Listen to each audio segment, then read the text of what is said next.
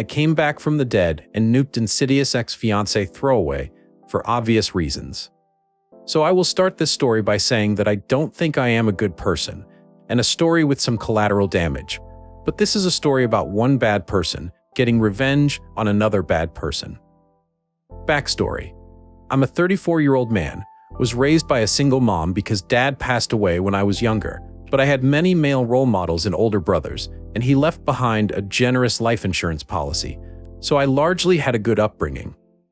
However, I was not ever very social, and from my early teens I spent a lot of time in front of my computer. This habit got worse as I went to college, and it resulted in me spending 80% of my time gaming, working, reading, or whatever on a screen. As a result, I was not very attractive and quite obese at the age of 20. For these reasons, I never really dated and did not even lose my virginity until I met my ex-fiancé. On top of this, I was raised very religious because my mom became really religious after the death of my father, so I always thought it was a bad idea to play the field. The only thing I had going for me was that I had become somewhat proficient in several coding languages and expanded on these in college. I would not say that I am a good IT person or coder, but with a little bit of coding knowledge and a lot of creativity, you can create residual income streams, and I had a decent job in IT where I could work from home 3 days a week. At the age of 24, I was still overweight and a social reject, but through my mom, I met a woman from her Bible study that would eventually become my ex-fiancé, a 36-year-old female. We hit off and started dating. She had a 2-year-old son at the time, and they became the only thing in my world that I cared about. It did not take me long to get physical. All those years of pretending I was saving myself went out the window when I finally had the chance to lose it. To be honest, she really broke me out of the shell. I had become more sociable within a couple months of meeting her. I even took on a fatherly role for her son, and within 6 months of dating, she got pregnant. Being the religious person I was, I immediately proposed and wanted to marry before the birth of the baby. Then she dropped a bombshell on me. She was still legally married to a guy in prison. This did not bother me too much, as she had always talked about her troubled past, and I thought I would be the one to save her from it anyways, so I just took this as it came with the territory. She began the divorce proceedings shortly, and we planned to get married as soon as those were finished. I was riding high after the baby was born, and I thought I had really carved a place for myself in the world. I even started losing weight and spent less time online than ever. She was always kind to me, and I thought we let each other know everything we were thinking. Boy, was I wrong. There were a few red flags that I was too love-struck to see. 1. She told me early on that the only reason she got involved with my church was that she was on probation and had pending court cases, and thought it would help her case. 2. Despite me earning a comfortable 6-figure income with side projects and my main IT job, she insisted that she keep her part-time job, and my mom had to help me take care of the kids to deal with it. 3. She knew way too many people, like what suburban mom with a secretarial job has 200 contacts in her phone. 4. We kept delaying our marriage due to sick relatives or other issues, although she did go through with the divorce to the prison guy. Then something happened that shook me out of her spell. She got pregnant for a second time, and this time with twins. We had only been with each other for about 4 years, and we were about to have 4 kids. 2 more than I thought I would ever have. She claimed she was on birth control at the time, so we were not using condoms. Anyways, after the twins were born, I started seeing my doctor about a vasectomy, and my ex-fiancé encouraged it. I wanted to get some swimmers frozen before the operation, because we could completely change our minds in 5 years. So I go in for the visit, and the doctor comes out to tell me that my sperm count was low, and they were mostly immobile. But this problem might be temporary, and I should try to eat a healthier diet and stuff for a few weeks and come back. When I came to the second appointment, and the same problem arose, the doc started doing some investigating, but you know where this is going. So the doctor says that it's likely that I am infertile. This turned out to not be completely true, as I now have a child that I know is biologically mine, but but it still propelled the following events. I mentioned that I had 3 biological children, and the doctor looked anxious and started talking, but I was in shell shock and did not really know what he was saying. I think I left the doctor's office before they were even done with me. I did not even get in my car. I just walked until it started to get dark and eventually called an Uber to get home. My fiancé was worried and already asleep inside, and I just lied to her and told her my car broke down, phone died, and I was at the mechanic late and forgot to let her know. I fell asleep and woke up the next day and immediately got on the computer to research similar stories and started to give myself false hope. The first post I read was about how fertility assessments are not true, and I should 100% get a test. I thought for sure this would show the doctor was wrong, but I got the test back, and within a week, I knew the kids were not mine. The first person I told was my mom. I went to her house and cried for the first time in my adult life. She consoled me and then told me a story that I was never meant to hear. Essentially, I am the product of an affair myself, and that dad actually died from an overdose on pain meds after he found out. Well, I don't know why my mom thought this would comfort me, but in reality, it just gave me an unhealthy view of women for a while. After the story and calming down, she insisted that I man up and honor my commitment to these kids because I am the only father those kids had ever known. Up to this point, I had always been a pushover, and I really considered her words to me for about 24 hours before I completely snapped. I called my fiancé and told her I had to stay the night at my mom's house because of a family issue, and she offered to make us dinner, which I declined. At this point, the twins are about 6 months, the boys are 2.5 years, and about 5 years old. I won't lie and say that I felt nothing for these kids, but it was hard to look them in the face, and I knew I was done being their father. I knew this would tear them up and damage them, but I couldn't stand to hear them say "dada" to me because every time it was like a knife in my heart. I kept my cool and did not expose anything, and my mom did not say anything, I assume, because she thought I was manning up. I spoke to an attorney because I wanted to get myself off the birth certificates of these children, and I thought I could seamlessly slip out of this situation because we were not married. Unfortunately, after going through the paperwork and finances, since I had tangled much of our finances and I took on a fatherly role, I would be responsible for at least the boy child support, and she would get equity in the house and my side businesses. Basically, the lawyers said that I would likely be on the hook for something like 25% of my income for many years to come. I pretty much ghosted my lawyers after paying them their initial fee because I did not like the idea of state-enforced cucking. The revenge starts here. I started to make a plan to disappear and leave them all with as little as possible. The start of this was destroying all of my passive income streams and getting myself fired. Getting myself fired was easy, but it got a bit cringe. Basically, did some of the stuff from Office Space, smashed an office printer in the courtyard, didn't do anything while working from home except send memes to coworkers. But I did not do anything to clients because my boss was actually a friend of mine. But my office mates had a good time watching this. After this, I did not even try to file for unemployment and began living off our savings. My ex-fiancé let me handle all the financials, despite both of our names being on everything, so she did not notice our accounts slowly draining of money and the financials going to chaos because I left her checking account filled with a few thousand. Credit card debt skyrocketed because I stopped paying our cards. I sat there for months, wondering if I should end it and follow in the footsteps of my would-be father, but ultimately decided against it. I got ancestry test kits for the kids in an effort to find who their actual father was, because I was hoping to get them away from my ex, but this resulted in even weirder findings.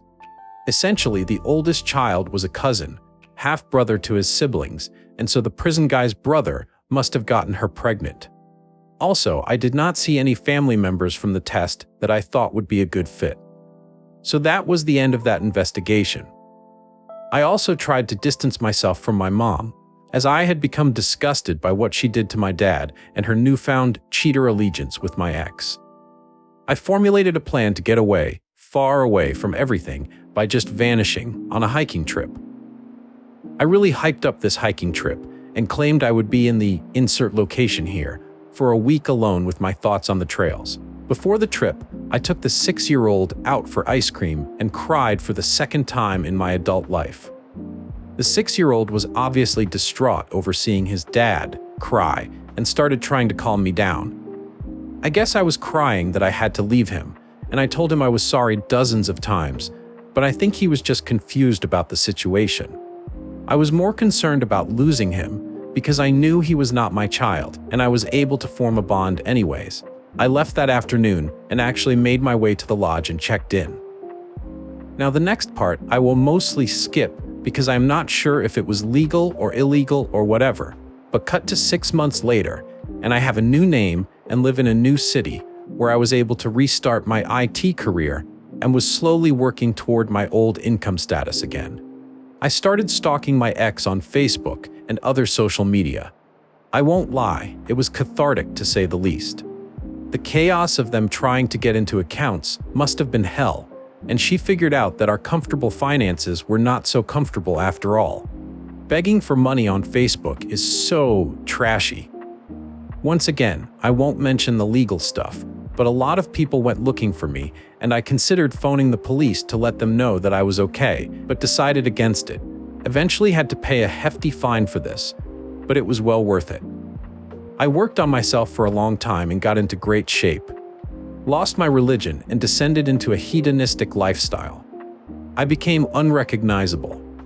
I continued stalking this woman for about a year when I heard she was dating a new guy and got pregnant almost immediately. Of course, my mom was still in her life taking care of my supposed children while she was doing God knows what. Then, on the 1-year anniversary of me leaving, she posted a memorial page for me. This made me decide that my revenge was not quite done, and I decided to call up my brother and let him know I was alive. My brother and I had drifted over the past 10 years, but he was blood and was always there when I was younger. I told him why I did what I did, and we caught up, and I asked him not to tell anyone yet, and he agreed. But then he told me about my mom and my ex-fiancé suing my insurance company to honor my life insurance. Somehow, she had managed to keep up this policy going despite its hefty cost. The payout would be substantial, 7 figures, and she would be awarded the premiums that she had paid since my alleged death if she won. Well, I am not the kind of uncivilized person that would defraud an insurance company, so I started my plans. I drove the 1,000-mile journey to my old city when I heard she had an upcoming hearing and listened to Highway to Hell half the way down. I went to the court early and sat down. Now at this time, I had grown a beard, lost 60 pounds, and generally looked good. I looked so different that my fiancé and mother passed right by me in the court without giving me a second look. I thought they would be meeting in a big courtroom, and I was already planning to barge in and yell something about objecting and being a cringelord like usual. But they ended up going to a small room with some lawyers from the insurance company. I decided to frick it and knocked on the door several times until they opened it. They were all confused to see this scraggly dressed man with a beard, and I simply said, "I believe you are trying to settle the issue of whether I am dead." My ex-fiancé realized it was me almost immediately and let out a gasp or something, but the lawyers were just confused. Everyone ended up stepping outside the room and a whirlwind erupted, and the bailiffs were called over. My ex screamed and slapped me, and they had to actually put handcuffs on her. This was a big deal for the insurance company, I guess, and the lawyer's boss client actually showed up and asked for statements and everything. Even a detective showed up, and I started to regret coming, but I gave my statement and did not really lie about anything, but I was vague about where I was currently living. I ended up staying in town for almost a month, and it was a crazy month in a cheap motel. I showed evidence of my ex's cheating to anyone who cared, and I tried to meet with the kids, but the youngest did not know me, and the then 7-year-old told me to fuck myself, which is fair, I guess. The police were pissed off and started civil litigation for the costs of searching for me. A detective or something actually flew in from another state to question me. Luckily, this whole time I did not get arrested for anything, as I did not want my fingerprints being linked to my new name and such. Essentially, I had to pay a large fine and immediately paid the fine in cash to the surprise of the police. As far as I was concerned, I was done with this town. My ex-fiancé served me a civil lawsuit for multiple different things, and my mom helped, but I was a leaf in the wind long before anything came of it. I am back in my new city and never plan to go back. I stopped spying on them after a few months of ruining her insurance plans and moved on with my life. This happened some years ago, and I am much better off now, but I am tired now and need to go to sleep. If there is interest, I will let you know what happened with me after all this. New update. I only want to do one update and lay it all out. Mostly, I just wanted to let people know where I went with my life, because a lot of people seem interested. I might answer a few questions in the comments if someone has a burning question. I am not going to say anything about how to disappear because we can't discuss potential crimes on this board, but look up the case of how Jack Barsky, a former KGB spy, entered the US and obtained credentials. Literally millions of undocumented immigrants do this to be able to work for companies in the US as well. Uncle Sam just wants those taxes paid. I'm not sure about the details of the insurance investigation and how they were looking for me, but I never got so much as a phone call from them before I met them in person. I have no intention to try to seek revenge anymore, because I believe violent delights have violent ends now. As far as I am concerned, my ex-fiancé's life is hard enough, and anything else I did would just hurt the kids. After everything blew up with my ex, I left the town and did not reach out to my brother anymore, and even stopped checking up on the situation with my ex. Having no family and friends and starting over in the world is lonely and terrifying, but equally exciting and hopeful. So how did I reset my life upon reaching a new city? Well, I had a lot of money in cash that I used to stay in a motel for a few months while I got all my documents in order and looked for work. Because I thought that my home computer would be searched when I went missing, I could not really plan much of this stuff beforehand. I realized that without a college degree linked to your name, it was difficult to find a job with my skill set.